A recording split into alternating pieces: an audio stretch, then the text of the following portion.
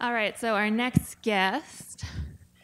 This extraordinary woman has been an RN for 39 years. She finds it a blessing to help people understand complex issues using humor and everyday language, which I can appreciate. She believes informed self-care is of value to everyone.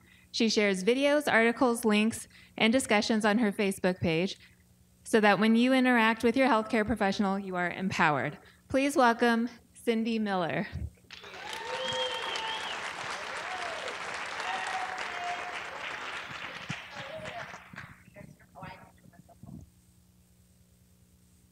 There we go. Hello, Salt Lake City. How are you guys? We're glad. I'm so honored to be here with such a very august group of speakers and folks like you. So my name is Cindy Miller Mikowachik. That's an old number. I've been a registered nurse for 41 years. I turned 62 earlier this week, so I am just thrilled to be here with you. And what's interesting about my topic today is I asked Miriam and Chris, what is it you'd like me to cover? What is it that you have a gap in with all the other speakers that you'd like me to cover? And that's really not a good thing to ask. I wanted something easy like metabolic syndrome or insulin resistance or fatty liver, and what they asked me to talk about was this, weight loss stalls. So first I just want to X that out. And I want you to know what Dr. Rigby said yesterday about the scales just being the measurement of gravity on a mass is true. What we want to do in our health journey as we practice informed self-care, as we seek to become healthier, is we want to view it differently. A fat loss stall. We don't want to have a fat loss stall. We want to, and if we do, we want to break through it. So because what we typically define is this. The dreaded, devilish dilemma of the scale. All right, so when she asked me to speak about this, I was so depressed. I decided to write a country western song. Because I do live in San Antonio, and I did move there and marry a Polish cowboy. Trust me, those are not thick on the ground. I had to look hard for that guy. So there's a certain level of components that you will notice are repetitive in country western songs because they're typically pretty sad. So I thought, okay, so I'm going to have it where the dog dies. Nah, I always hate that in movies. They never should have the dog die. I said, okay, so that's not going to work. Maybe I could have grandma get run over by a reindeer. No, that's the wrong season. I thought, well, there's typically in a lot of country western songs, there's tears in the beer. Too many carbs. I'm in Salt Lake. No, that's not going to work. So I was left with the Lucille leaving me and the crops failing in the field and all that stuff. And I thought, that might not be so bad because we're learning about lectins. So I ended up with really just a real basic. It's to the tune of On Top of Old Smoky. I am not a singer. You'll know why I'm a nurse. So let's think. I think I'm going up, oh, y'all, because I'm in a weight loss stall, y'all. And it's been since the fall, y'all. So who can I call? Good job, wow. So when we think about who you're going to call, not them. That's not who we're going to call. Although I do on certain days wake up feeling like that. All right, because I'm still in my weight loss journey. I just had a DEXA scan last week for my birthday present to myself, and I do truly still have 20 pounds to lose. So let's walk through a stall. I'm the person in the back, and I'm trying to push some information into you and preach to myself about what we can do. And I felt really inadequate to be very vulnerable, as our previous speaker, Dr. Trujillo, said, to be vulnerable with you and to say, I still struggle. I still have weight to lose. I'm on the internet. I'm Ask Nurse Cindy. Oh, my disclosure, I don't have any either. I work full-time as a wound care nurse. I travel across the nation lecturing about severe injuries and burns. And so this is just my side passion. So my job is to try to show you why I am totally qualified. So let's walk through this. I'm going to talk about the family, and Dr. Trujillo mentioned about some of our childhood traumas. I am very blessed. My family has always been loving.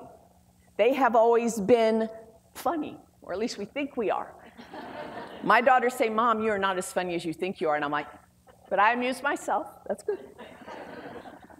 I think we're pretty insightful. We're very smart overall. We're good members of society, but we've always been morbidly obese.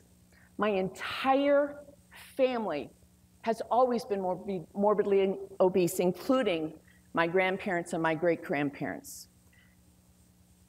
So we talk about genetics, we talk about epigenetics, but I want to let you know that there is an interesting thought, because when we talk about our family, you know, I'm destined to be diabetic, or I'm going to be overweight, or I'm going to be obese, because it runs in my family. I propose to you today that a lot of that is, now there's certain aspects of that are medically sound, but a lot of it is because we grew up interacting with food together. And we learned how to respond to food or have an unhealthy relationship with food together. And we learned to eat the types of food that got us in this mess together. So now, after 3 years, I have to honestly tell you that my entire family, we're a bunch of losers. That's a joke. So this was me when I was about 7. I was 98 pounds. It's hard to, or maybe I was 5 at that point. My mom had to make my clothes because it wouldn't. Now this doesn't look too bad for today's standard, but this is the early 60s. So we were all getting there. But my sister Debbie, who surprised the heck out of me and flew in yesterday with her husband Bob, and just made me cry. She has always looked out for me. She has always looked out for me. And this journey is all her fault. Without her involvement, we would still be here. That's me in the blue. That's my sister on the right. Now, this was about 20 years ago. This was about 20 years ago, and both of us even got heavier past this picture. But this was us yesterday out in the hallway. So what she did, how she got me involved in this, is she had started the low-carb journey for a couple of weeks, and that's all she wanted to talk about. And I was like, oh, gotta go. Oh, man, I just got an email. I gotta handle it. I gotta go. Oh, my boss is calling. Didn't want to hear it. She finally sent me this video. It's a TED Talk. Dr. Sarah Hallberg, who we know is now involved with Virta Health. And she said, would you just watch this? Would you just watch this and let me know what you think? And as I watched it, if my mind and my clinical knowledge, which I believed everything people had told me about eat less, move more, low fat, I'd tried every diet known to man, all the dominoes of what I thought was my problem started falling because it all started to make sense. I was like, oh my gosh, I've been doing this totally wrong, because my A1C was 6.1, and I was tipping into that actual type 2 diabetes. So this was me at my heaviest. That was me at 307 pounds. That's me with my 2 daughters. And when we look at where I am today, from there, I'm down about 140 pounds. Not all of that's been keto. So when I started keto, this was 2 weeks after I started it. My husband still wanted me to just stop being such a grouch, because I was still detoxing, even though I was in ketosis. Another picture of me 3 years ago. You gotta love this one. I'm eating candy bar. I wouldn't even put it down to have a photo taken. So that's the beginning of my journey. This was my sister at her heaviest. And you'll see here that she's down a total of 60 pounds with keto, 137. And that's her lean gets a tree. And this is our last. Now, I want you to, as you see this, was our problem genetics, or was it the food we were putting in our body and the frequency of what we were putting in our body? So this is Bob, our last holdout, her husband. He's here with her. And this was him at, I don't know if that's his heaviest, but he's down a total of 65 pounds, 30 of that keto. He just joined us how many months ago? 5 months ago. So 5 months ago. It's my mom, who just recently passed away about 8 months ago, but she was a type 2 that had turned into brittle type 1 because her pancreas shut down. But she lost 55 pounds, and that was her before her passing.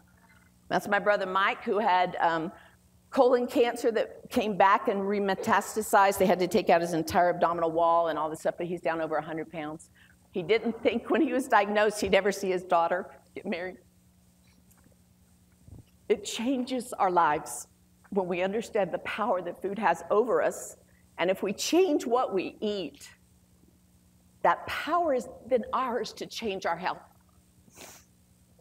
My brother Steve, who's also a registered nurse, 120 pounds with keto, total of 230. That's him today.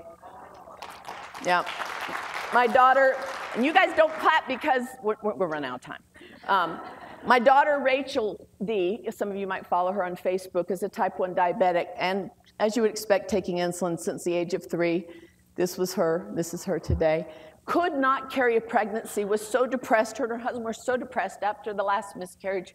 I said, would it feel better if you could have bacon? So she was able to successfully carry little Noah, who is a keto baby. That's him eating broccoli and salmon and eggs. And he's the cutest thing you've ever seen, so we're blessed. But when her husband, who's lost 50 pounds with keto, 100 pounds overall, that's him buying their first house, when I said, would you like to eat some bacon, he said, ooh. So he's a staunch supporter. My other daughter, Lauren, and that's her now. What we put in our mouth is so, so important. My nephew and his wife, as you can see. So if you look at what we've done as a family, this genetically, oh my gosh, our life is always going to be this way, has ended up being keto pounds, 917 pounds, total pounds lost, 1,289. But it would not have happened if any of us had stopped at the first stall. If that scale that was going down sort of rapidly at first stopped and we're like, well, this isn't working, I'm going to go back to what I did before. So I encourage you today, I implore you, do not desert the vehicle that got you to where you are today. If your car broke down on the side of the road, would you just, all right, that car has stalled and I am out of here. I am so done with that car. Now maybe you might be tempted. I used to drive a 1997 Villager till last year. But do you see the sign, narrow bridge? Do you see the sharp turn? There's only desolation if you go back to what didn't work for you before. There's only desolation. So don't beat yourself up if you're, because some of us are a little old and it doesn't take much to get us going. And don't stop because you're going to go backwards. You're going to go backwards and then the car is going to sort of go off the rails again. And then you got some problems. Because then you're not going to have a vehicle, and you're going to stand at the side of the road. And what? Isn't this scary? So who picks him up? So, whatever the next diet craze is, I'll try that. This just isn't happening fast enough for me, so I'm just going to keep moving on. So, show of hands. Who here, prior to keto, has ever tried any other diet? Awesome. So I'm not alone. I feel very encouraged. Who here has gained it back plus some? We are in good company, are we not? I think Weight Watchers should have a brass plaque that says, this office paid by Cindy.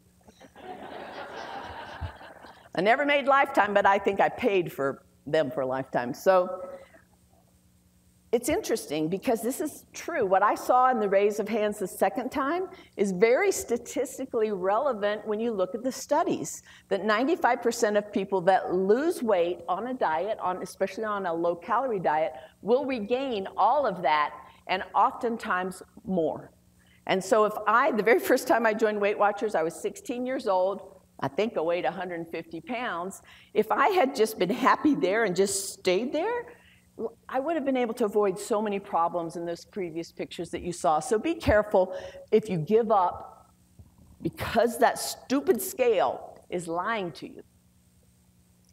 It's not. It's very interesting. How many of you have heard different lectures? I think Dr. Berry and some others have lectured about or talked about the Biggest Loser show that we all used to watch and say, I wish they would let me. Am I having problems? Okay, keep going. That's usually a bad sign. Am I out of time already? Look up the audio. I'll start over. Oh, my audio for my video, you're so cute. Okay, good. All right.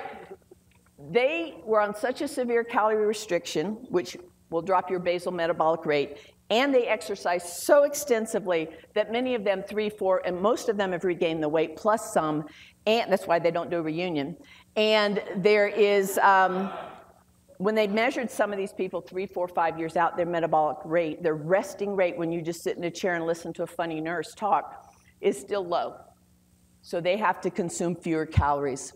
So what you've heard up to this point so far is a lot of the unique benefits, the ability to reverse chronic disease, the ability to drop inflammation. So what we're looking at is a metabolic advantage. We're looking at the ability to take a broken car that if you kick it, all the pieces fall off, and begin that repair, begin to reduce that inflammation, and we have to be patient with it. We have to really be patient. So let's just look at some considerations. Your body has no idea what you weigh. It doesn't know. So when it is getting the signal of the food that you are taking in, and suddenly it drops, and you've been losing some weight, and suddenly the body is going, food reduction down, the body is losing, I've stored all that energy and it's going down, there's a famine. And it wants to keep you alive. And it's going to say, well, we got to stop right now. We got to take a break because I got to make sure there's food. It doesn't know we have drive-thrus. It doesn't know there's DoorDash or Uber Eats and all that stuff. It just knows that you've changed that signal. Women, relax. Dr. Trujillo and others have said you guys are going to lose it faster than you. And we got those hormones that make us wonderful, but there's going to be weight fluctuations. Do you have medications? That's been mentioned several times. And are you of an advanced age? Are you insulin resistant or type 2 diabetic? Are you over 60? Okay? We have to be patient. We just can't expect it to be like some... Which vehicle is... I was going to go somewhere, but I'm going to hold it. Which vehicle is more likely to stall? Another survey. Is this one going to stall first? Or is me? Am I going to stall first? Yeah, the fork, the whole thing. So this one has rust. It has oxidation. Ivor talked this morning about the oxidation of our LDLs, and Dave yesterday did such a fantastic job, way over my head, a lot of it. I need to have personal counseling with that. But which one, logically, is going to stall first? I think it's pretty, so the older you are, do not compare yourself if you're 62 to someone that's 28. That gained 30 pounds with their pregnancy, and you've been of an obese, maybe even morbidly obese for a while. Be patient with yourself. Give your body a chance, because it isn't going to go whoosh, right down, is it? It's not going to do that. It might, but look, he almost hits that. You're going to have a plateau. You're going to have it. It will happen. Not is it going to happen, but you will have that. It's a very rare individual I've met in the 3 years that's communicated with me that they just every day or every week. Because here's what it's more likely to be like. The little puppy's like, okay, I'm here. I've already come down a couple steps. Stay here for a little bit. Okay, I'll go down maybe a half a pound, and then I'm going to try to climb back up. So this is more like what our journeys will be. And as long as we acknowledge that and we're patient with it, and what we have the right mindset that this isn't a failure. I might have fallen, but I haven't failed. I can learn from this. So what is a true stall? I don't know. It's more than a day. Maybe it's more than a month or two, okay? So don't fret. Understand your body is trying to keep you alive, and it's a little concern because it used to be storing savings account. You had calories it was putting into savings, and suddenly it's not there. Now the savings are being withdrawn, and it doesn't want to overdraw your account. So we have to take that into consideration. So here's what I recommend we do. Put the scales in timeout. Have you ever done that to your kid when they misbehave? Timeout. I don't want you to weigh daily. And I certainly don't want you to weigh more than once a day, and you know who you are. Okay? And I don't want you to, now, maybe I've lived this. Maybe I've been there, which is why I knew what it did. Don't pick them up and shake them. You know? Try to put them in a different part of the bathroom floor and step up on it. Because it usually goes up. You're like, well, I should have left it where it was. And we don't want any reports of shaken scale syndrome, okay? So we don't want that to happen. Please feel free to put them in the closet. Please feel free to give them to a neighbor or put them in the trunk of your car. And don't trust them. Don't trust the scales. They're not a true reflection of what is going on inside of you for the metabolic repair, which is that why. What is your why? What is your goal? What do you want to do? And how big is that why? Here's what I would encourage you to trust. Go to the dollar store and buy one of those Taylor, little measuring tapes. Online, you can download all of these things because they talked about the waist to hip ratio. That's a good way to look at it. But I think I lost from the neck down. Honestly, it was like, oh, peel away, stop. Peel away, stop. That's why I'm in black pants, okay? So these are nice ways for you to see, are you losing fat? Keto is a protein-sparing eating plan, a lifestyle, and we cannot trust the scales because it will conserve your muscle. The movement you're doing will actually help you in some ways build your muscle, so don't trace the scales. Here's other ways. If you don't want to do that because that's just too much rigor for you, that's okay. I don't do it anymore, but know that it is your friend. Here's what I want you to do. How many people have multiple sizes of clothes in their closet? Excuse me, not anymore. That's exactly what I did. I used to have 4, 5, or 6 pairs of sizes of clothing. And what I did as I realized this will always be what I do. I will always avoid processed carbs. I will never go back to what I was doing before. I just started giving them to Salvation Army. I just started giving them away. But find yourself a pair of non-elastic pants if you own any. If not, go buy some and see how far the zipper's apart. And then see how close it comes. Try it on once a week. Look at a non-elastic shirt where the buttons are, you have gaposis. Have you ever seen that? Where you've got a button, and you got gaposis here, all right? So do that and try it on once a week, and you'll be surprised what starts to happen. If you wear belts, especially you guys, what indentation is showing, and can you now go to a different belt hole, all right? Take photos in the same clothes. Don't throw that one set of clothes away, and take photos every couple of weeks in the same clothes and evaluate that way. Ladies, are your pants getting longer? Honest story, I had one lady ask me, does keto make me get shorter? I answered her back, I said, what do you mean? And she said, my pants are dragging on the floor. And I thought about it, I said, there's less junk in your trunk. And the pants that used to have to go out this before they fell down, they're just going down like this. So you're not shorter. But ladies, are your pants getting longer? Men, do you not have to wear your belt in gun smoke mode? Way down low, okay? These are important things. These are how you can keep yourself motivated and catch yourself. And are your shoes falling off your feet? Have you ever pulled out a pair of shoes you haven't worn in a while, ladies especially, and you go to take a step and you about fall? Feet shrink too. Feet have fat. All right, so how many of you seen my water balloon video? There's probably quite a few of you. This is when I was at least 50 pounds heavier than I am now. I was in my sister Debbie's front yard, and I had read this thing about the whoosh effect, where your fat cell likes to be a certain shape, and it's got lipids in it, and then as you lose the weight, the lipids start to go out, your triglycerides run out, and your body turns them into ketones, but the body likes that shape, and so it'll pull water in. So we did this water balloon video, and at the end of the video, I slam it against the tree, and I get splattered, and everybody thought it was hilarious. But anyway, and in this video, I talk about don't give up.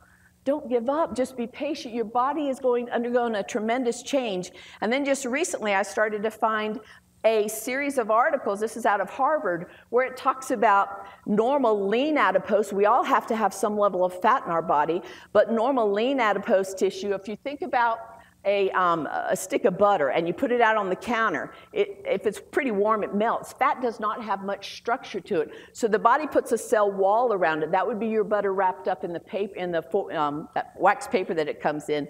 Well, what happens as we gain weight and we become obese, the body has to nourish that. It has to make it available. So it builds a scaffolding around it. That's like your butter in the box. And this scaffold, or this extracellular matrix, starts to attract inflammatory agents. It starts to attract macrophages, and I won't bore you with that. But this is a great article, and others like that. And what happens is it doesn't want to collapse. It wants to hold that shape. Will it eventually break down and allow that? Yes. But you have to understand that this is actually, my video actually had some science to it, but it was more fun. So let's talk about some healthy ways to approach a stall, then we're going to get into what to do about a stall. Stable weight is a victory. Listen to me. Stable weight is a victory. Put your hands back up if you'd ever regained weight before. Whatever that diet was, it was not a victory. Because you gained it, you gave up, and it all came back. When you have yo-yo dieted like I have, to stay stable is a victory, and that's mindset. Yes, I want to lose the rest of the 20 pounds. Yes, I've had some struggles, and I've called my sister depressed, like, oh, scales haven't moved. I understand that. Your body's main job is to keep you alive, and I already talked about this. I won't belabor it much. If you think it may think you're in a famine, women, It wants you to keep enough fat on you to be able to healthily reproduce. You are what keeps our species alive, and it doesn't want you to get too lean. And that's why extremely lean female athletes stop menstruating. You have to understand your body wants you to do that. And it might be taking a break, but the important thing is don't give up. Please, tweak it. We'll start talking about some things to tweak it. Don't give up. Now let's get into what can we do to jumpstart our weight loss or our fat loss? What can we do? She looks like I feel some mornings. All right, so let's talk about the main categories I'm going to cover. We're going to talk about food. We're going to talk about lifestyle, which was previously talked about, but we'll go through pretty quickly. And we're going to talk about some medical issues. Now, clearly, I cannot go into any depth with any of these, but I'm going to talk about what to us, because food for me, I had such a disordered eating relationship with food. To me and to probably many of us, this is one of the things we need to be willing to take that next step. We need to analyze that and do our experiments. So I just like this graphic. And I think what we don't realize is how complex our body is. And I can lower one thing, but something's going to respond. And I've got, I think yesterday they said, 36 hormones or however many, or 76 hormones are responsible for us to gain or lose weight. And one of the things I really found good for me to understand was that when I eat food, we think about, ooh, that really tastes good, or ooh, I'm doing good, I'm not eating, whatever. It's actually a little packet of instructions telling my body what to do. So when I give it carbohydrates, especially processed carbs, it's going to say to the body, stomach, digest that, small intestines, absorb that glucose, blood sugar, oh, that's high now, pancreas, bring out some insulin, and the insulin comes out, and all this stuff's going on. And there's all this crosstalk. And it's a veritable cascade of all the things that are going on for my body to be able to manage the instructions I've given it. So when we change the instructions, different input, different output. Any engineer knows that. Garbage in, garbage out. With computer programming, same thing with what our body does. So let's talk about food a little bit. And big surprise, keto's not all you can eat. People will say, don't worry about calories, or I don't worry about calories, and Adam Nally and Dr. Berry, I understand that. But I have disordered relationship with food.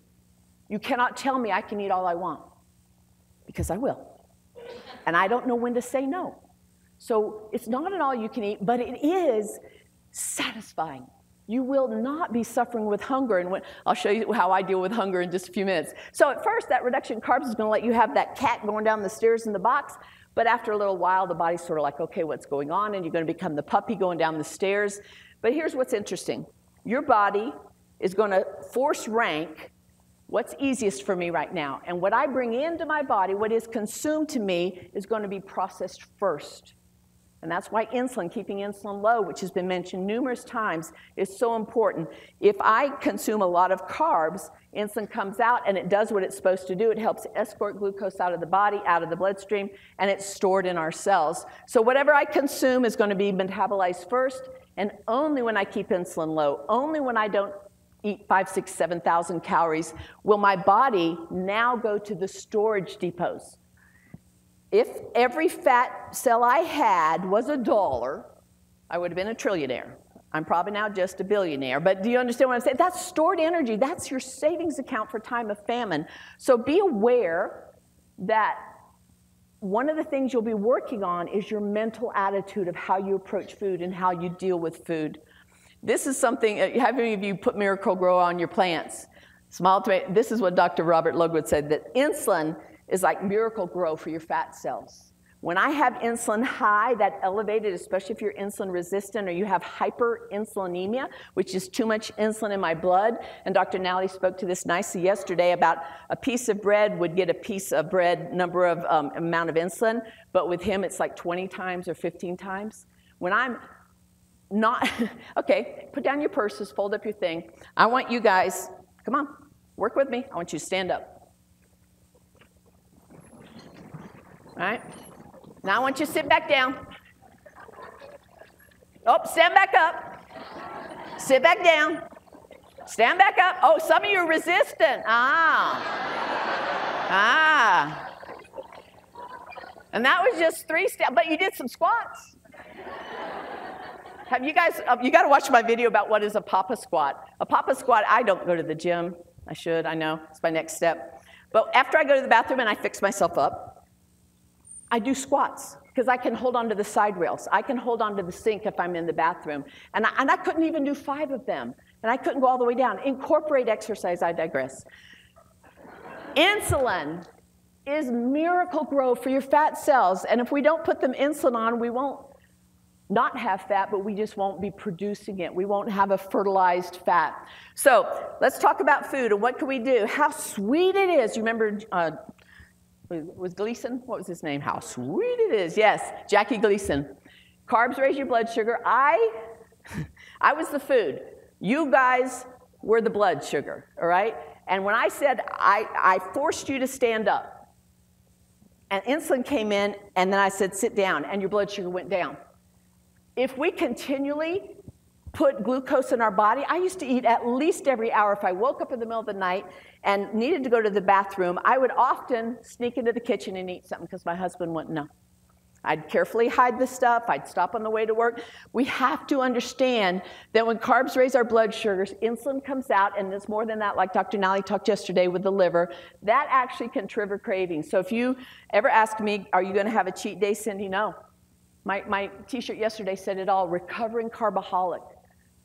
I will not go back to this. I won't be locked into that prison of hopelessness that I lived for 59 years before I started keto. I won't do it. And we need to consider, those of us that have had such disordered eating patterns for so long, that we truly do have an addiction. But we can overcome that. We can overcome that. So here's why we get hungry after carbs. So we eat the carbs. Body turns that into sugar. Blood sugar increases. Insulin comes out. Insulin does what it's supposed to do. It takes it out. And then what happens is about an hour to an hour and a half after that you've eaten, you feel it. I feel hungry. I feel like I need to eat again. And what happens if I don't, when a standard American diet, is I get hangry. I get hangry. I don't like Snickers, but I love the commercials about people that get hangry. Well, we just deal with it different ways. And here I am really inclined to eat again. So please keep the processed carbs out of your life. Please don't go back into that. So speaking of hunger, I told you I'm funny. We are afraid of being hungry in this country. My mom used to feed us before we went to the store, to the grocery store to buy food so we wouldn't be hungry. Bless her heart, I love her. Why are we afraid of hunger? We don't live in a place of too little, but over-consuming was consuming me. And I don't know if any of you can relate to that. Over-consuming was consuming me. So I found this video. How many of you have ever seen First Wives Club, that movie with Bette Midler and Goldie Hawn? I literally sing this to my stomach. You're not funny. Turn it up. No way, I'm out. I tell my hunger, I tell my desire. You don't own me. Don't say I can't go Okay. with other boys. Don't say I have to eat those carbs.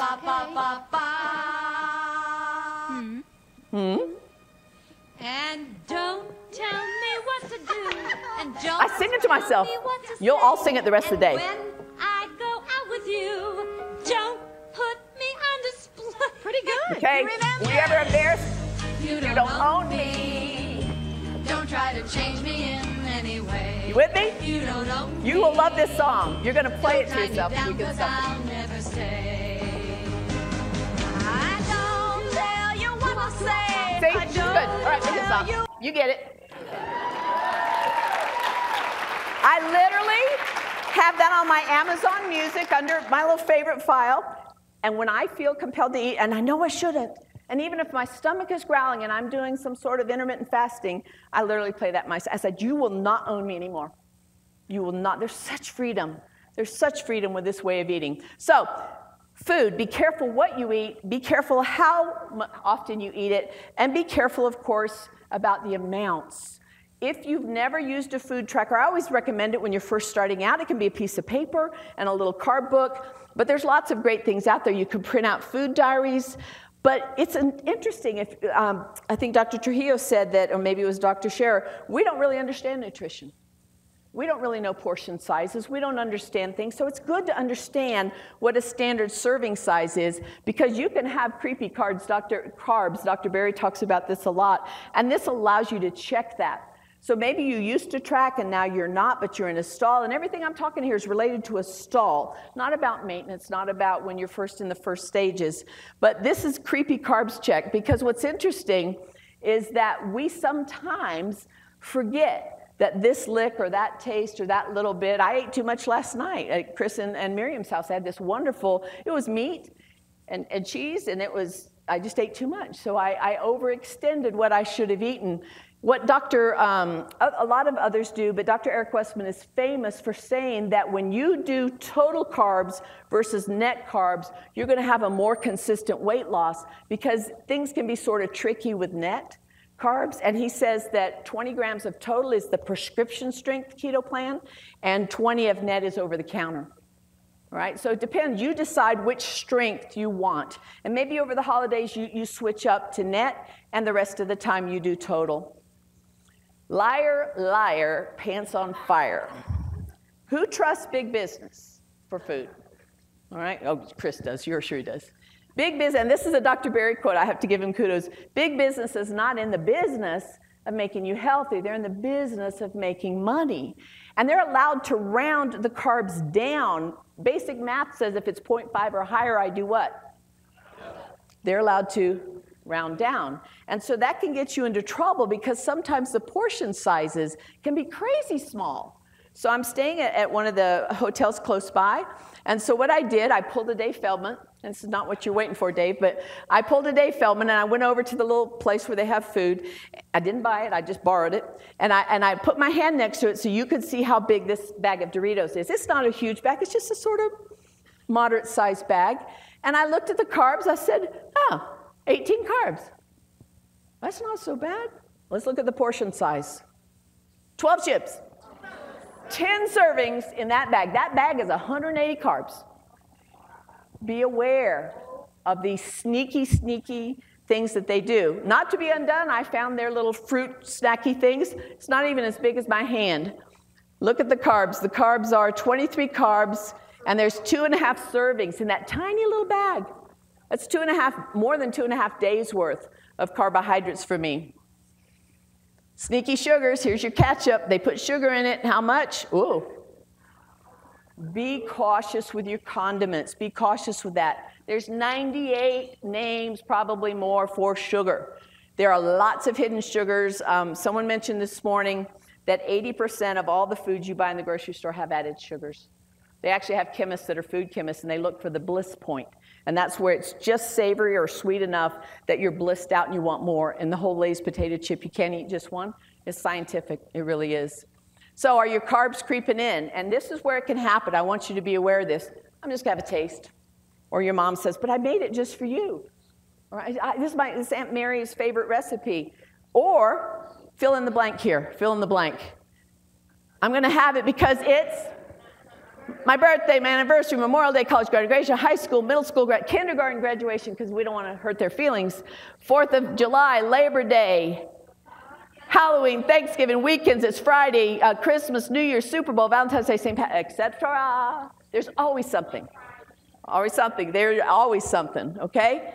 So be aware of that. Those holidays will kill you if you let them. Bring your own food. Do you eat dairy daily? Love dairy. It may be a trigger for you. Everybody's got their own things. So take some time and maybe not have that. Berrylicious berries. The berries are over there. They're berrylicious, but you may not be able to handle berries on a regular basis if you cannot control that portion size. We're talking a 1/4 cup. It's like 8 raspberries practically. Right? So if you're doing this, then just be aware. And this is all related to stall. I'm not saying you can't have this stuff, but if you're frustrated because you're not changing shape at the rate you want, these are things to be considered. Are you nuts over nuts? Awesome. Nutrient dense, but look at the carb count. So macadamias are one of your lower, 1.5 for just, I'm talking probably 1/4 cup. Look at your cashews, 7.7 grams for a serving. So just be aware that nuts, while nutrient dense and are really good sources of a lot of things, are also easy to lose control over. And that may be something you have to not have for a period of time. Reduce or eliminate alcohol. Easy talk here in Utah, but it's certainly not necessary for life. Okay? It's certainly not necessary for life. Beer and mixers, if you do choose to consume alcohol, or probably if those mixers have sugar in them, be very careful. Liver, how many of you have ever heard those really sad stories of a college student that goes away and has alcohol toxicity and they die? Your liver will absolutely prioritize that alcohol metabolism first because it is a toxin. It is a poison to our body. Sorry for those that aren't LDS, but so the liver prioritizes it, and it will put off all other duties. Your ketone production pretty much goes into cessation, and you also typically will have inhibitions. I loved what Dr. Bickman said yesterday about how studious his students are, and they've got lots of energy because they don't drink, and they've agreed to no premarital sex, so they work hard. But it does drop your inhibitions, and you might eat something that you wouldn't normally eat if you did not have it. The other alcohol I want you to consider if you're in a stall is to look at avoiding or reducing your sugar alcohols. So it's not found in our normal whole foods. It's derived from a lot of plants. Tastes like sugar to our taste buds. We may have a cephalic response where it triggers insulin to come out. May not do anything to your blood sugar particularly, but it could spike your insulin, right? So be aware of that. Theoretically, they don't, but in many people they do. But if you have a history of obesity like I do, you have a history of insulin resistance. I don't have treats every day. I just can't. Plus, it perpetuates me wanting to have more sweets. Eating the fat of the land, we love fat. We love the good type of fat, but we need to be aware about this shocking question I'm going to ask you. Oh, sacrilege. Are you eating too much fat? That whole 70 to 80% fat for the therapeutic ketogenic, for you, if you have a lot of fat here and you're drinking fat and your fatty coffee in the morning, you can either metabolize the fat from your glass or the fat from your...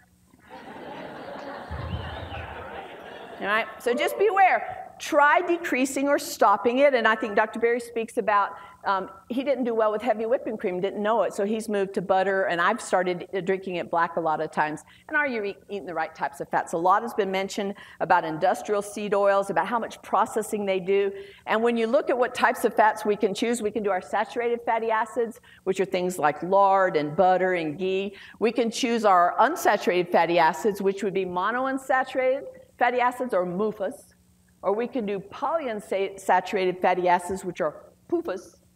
And PUFAs tend to be higher in omega-6, and they tend to be those processed industrial oils.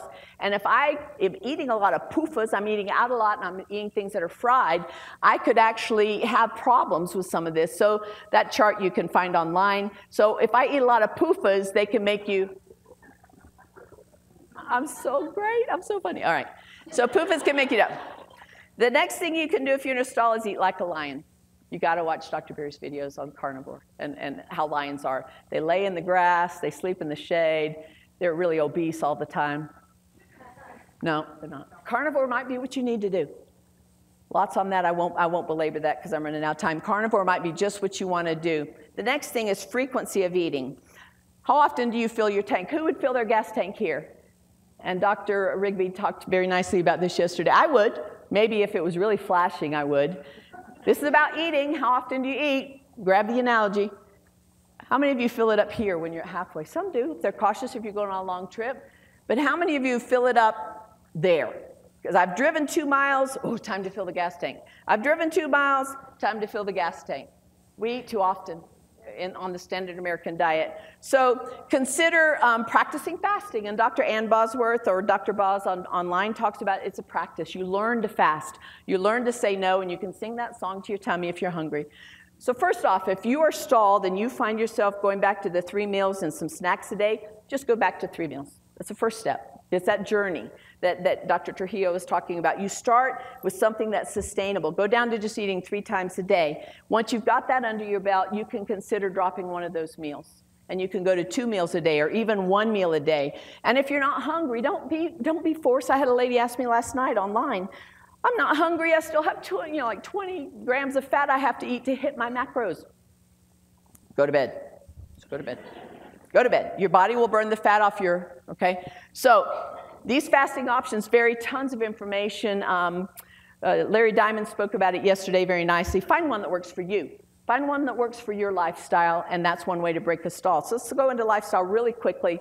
Go to bed. Go to bed. Get some sleep. Do not stay up and watch that DVR thing. It'll be there. you need to sleep, and he talked about, several have talked about, it does impact weight loss. It does reduce your, it doesn't reduce your electronics. I want you to reduce your exposure to electronics. Manage your caffeine intake, dark or blacked out room at night, limit your blue light, cooler room temperatures, and wider peak noise. These will all help you, and go outside during the day. Get your sunlight. I think it was Ivor that talked about healthy sunlight. Don't burn, but being outside has lots of benefits. Find something you enjoy. I love to dance.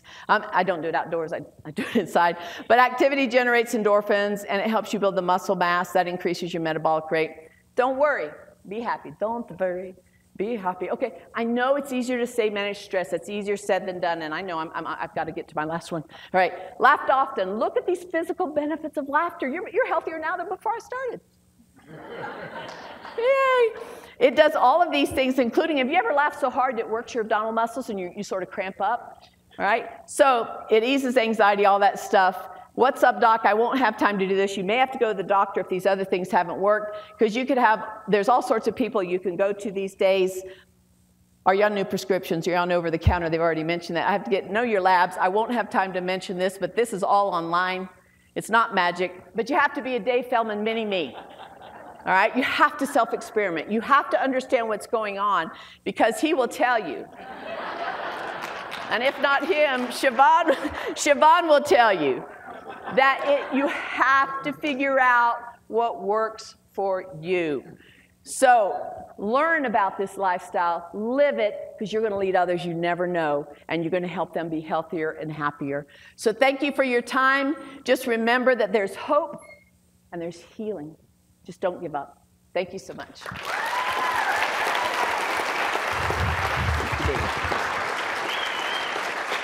Thank you, Cindy.